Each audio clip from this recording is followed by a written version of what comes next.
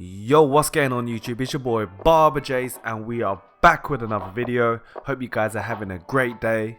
And guess what guys? Your boy hit 10k. Cheese!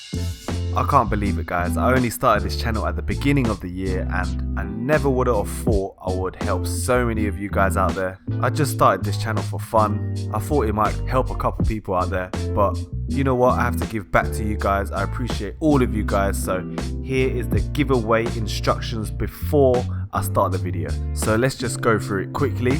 Just a few things you must do to enter. You must be subscribed to the Barber Jase official YouTube, which most of you guys should be anyway. Also my Instagram barber_jase. Click on the notification bell down below and take a screenshot of it. Comment down below in this video your Instagram name. I'm also going to be uploading a post on Instagram where you have to tag one friend.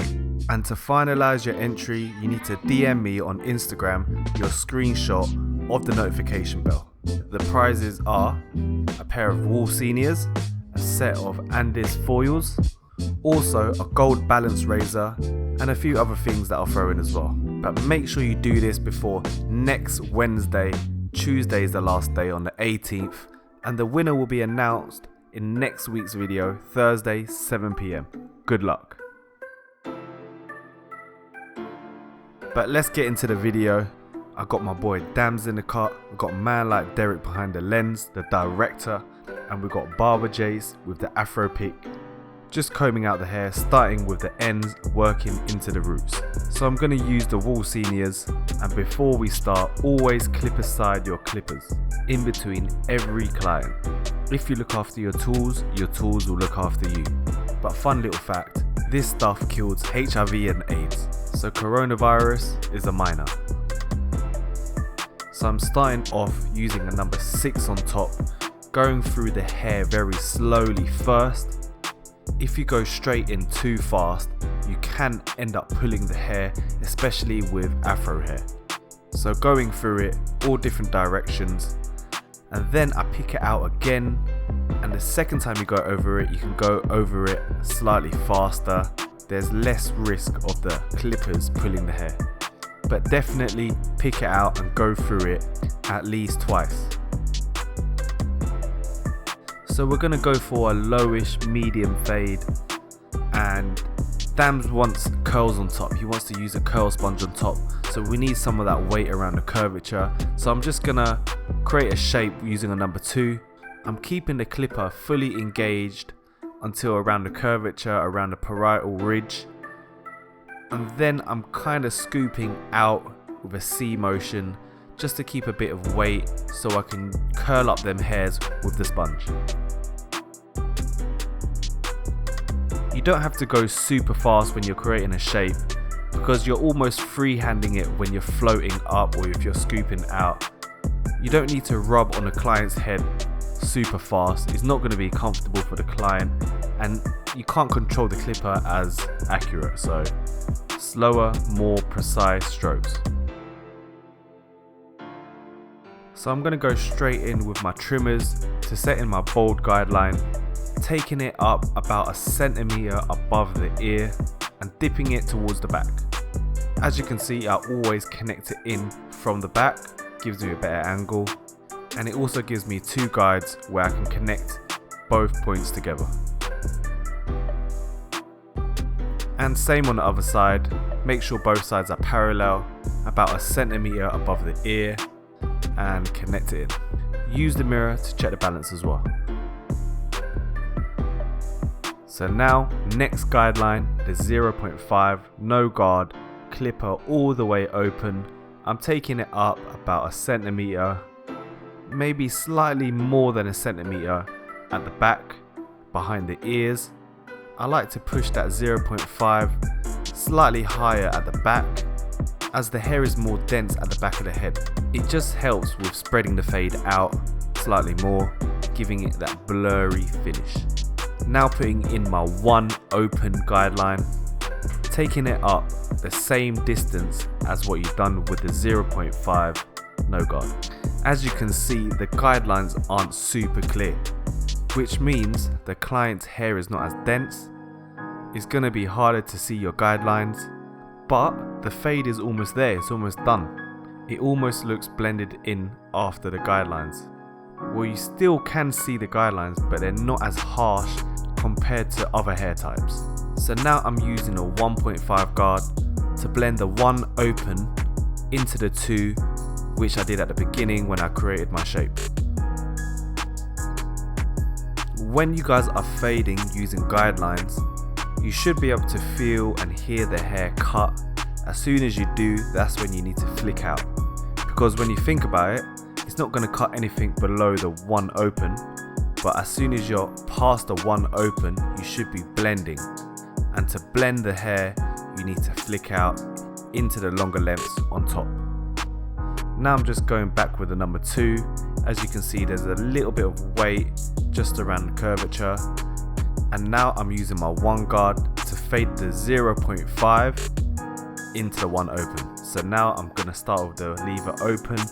Now I'm closing it, and this should almost fade out the line. So right here, I'm going to turn my clipper around with the clipper open first, and I'm going to go down with the growth to smoothen the hair, to lay the hairs down nice and flat. By going down with the growth, it's going to help smoothen the hair, and it's going to keep it slightly longer than going against the growth. This is what I do with afro hair. That means you can take it slightly higher than if you're going against the growth, if you know what I mean. But I'll always go with my clippers against the growth and then with the growth afterwards to smoothen any dark spots that I can't get rid of. So now going in with the 0.5 guard, this should fade out the second line. It should blend the 0.5 into the one guard. Normally with this guard, I start with the clipper halfway open. I feel like when the lever is open with this guard, the 0.5 guard, it doesn't really do much. It's very close to the 1. So you can end up taking it too high, wiping out your number 1. But all you need to do is to use that lever halfway, and that should do most of the work for you. Now fading out that final line, starting with the lever all the way closed, and I slowly open that lever to fade out that line. As you can see, the hair is quite fine towards the bottom, so it doesn't take a lot of work to fade out that line. Just be really careful, don't take it too high, otherwise you will create another line. So this is the final step of the fade. It should take you a little bit longer than fading out the other lines, because when you're working with shorter lengths, you need to be a bit more accurate and a bit more precise. So there's a bit more detailing and a bit more refining to do. But the fade is getting there. It's looking alright. But make sure, guys, competition time. I have to give back to the people. Make sure you follow the steps. So right here, I'm going with the growth again. Can you see just above that 0.5 guideline, there is a slight line. So instead of going back with my 0.5 guard, I just went back down with the growth. Can you see that bit right at the front, near the front hairline, that little bit of darkness? I should have went with the growth just to remove that. Maybe I might do that later on. But when you do go down with the growth, like this, you're basically combing the hair, grooming the hair down, flattening it so it sits down a lot smoother. Right there, that was it. But when you go with the growth, you can take it slightly higher.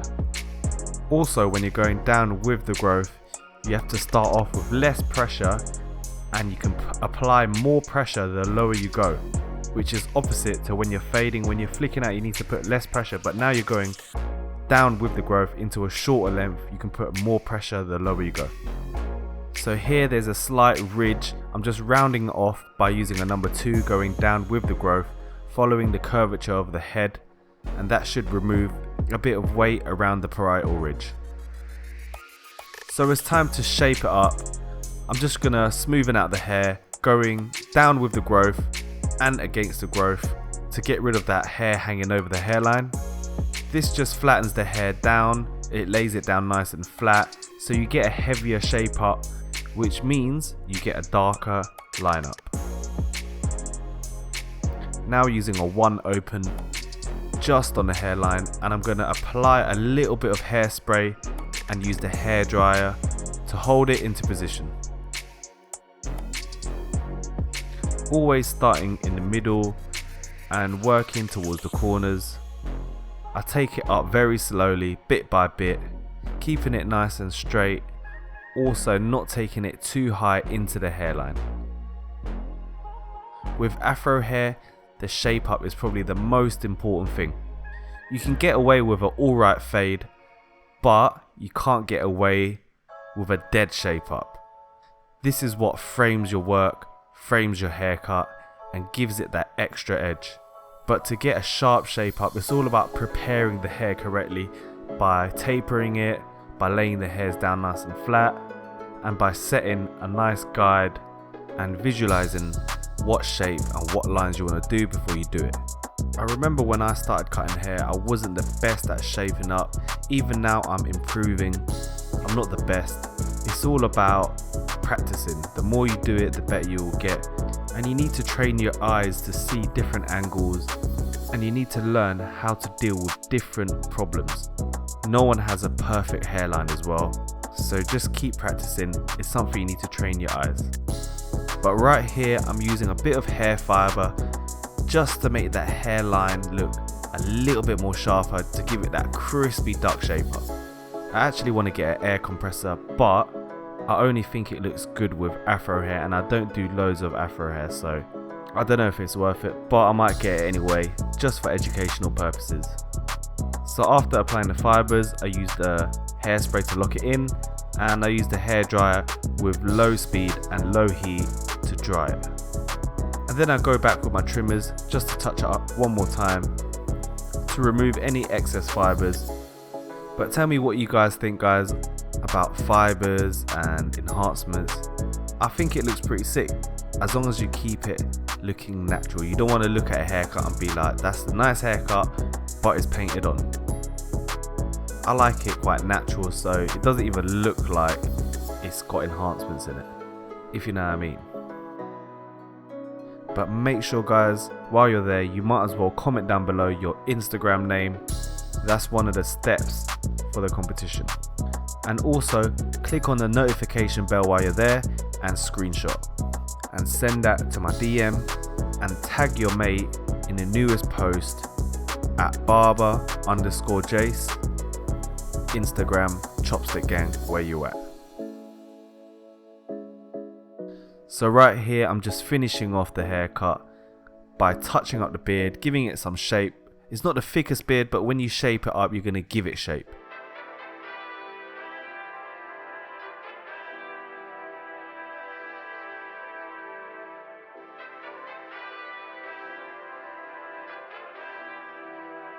But yes, guys, this week we got a new razor by Easy Blades. Shout out to Easy Blades for hooking me up with this sick razor. It's got a nice wooden handle and it's quite a nice size to hold in your hand. They also sent me some shave gel. It smells banging as well. It has that lemon honey scent. It's a nice product. It makes shaving a lot easier and smoother. So to shape up the front hairline, I'll always start off with the vertical bar. I shape up and blade both sides first before standing behind the client to check the balance. So I pump the chair all the way down and I look just to make sure it's nice and balanced, and I start in the middle and I work towards the corners. When you stand directly above it, you get a nice view to see the balance and to also check the shape. As you can see, I didn't use any shave gel on the front hairline. Because I used the fibers, it would probably smudge it. But using this Easy Blade razor, doing a bit of dry shaving, works pretty well as well.